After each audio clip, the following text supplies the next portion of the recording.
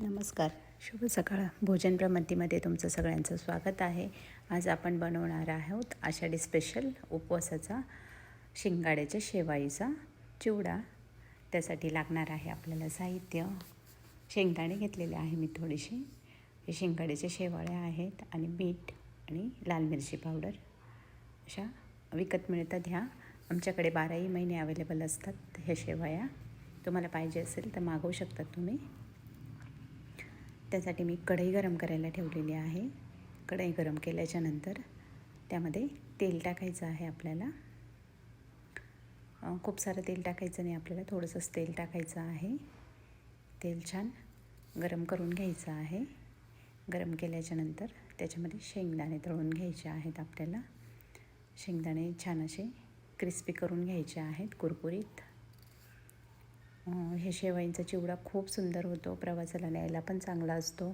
एरवी लहान मुलांनाही खायला देऊ शकतात तुम्ही. शिंगाडे पौष्टिकच असतात एरवी पण, आणि असं 4 वाजेच्या नाश्त्यासाठी पण खूप छान पदार्थ आहे हा. छान असं कमी गॅसवरती शेंगदाणे तळून घ्यायचे आहेत.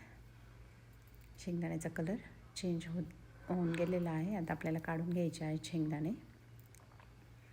शेंगदाणे तळून झाले त्यानंतर आपल्याला आता ते शेवया तळून घ्यायच्या आहेत. बघू शकता छान फुलतात त्या. असं थोड्या थोड्या करून तळून घ्यायच्या आहेत. कमी गॅसवर तळायच्या आहेत, नाहीतर लगेच कलर बदलतो त्याचा.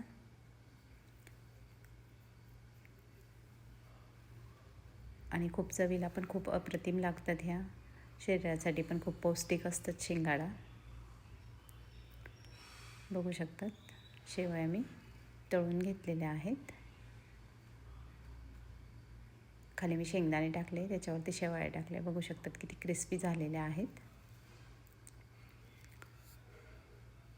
याच्यामध्ये आता चवीप्रमाणे मीठ टाकायचं आहे. तर चवीप्रमाणे थोडंसं तिखट टाकायचं आहे. मिरची पावडर टाकू शकतात किंवा हिरवी मिरची तळून टाकली तरी चालेल.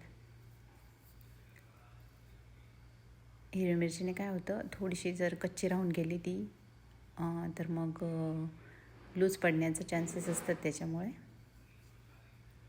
चिवडा त्याच्यामुळे लूज पडू शकतो. छानसं मिक्स करून घ्यायचं आहे. मीठ आणि तिखट सगळीकडे लागलं पाहिजे. हे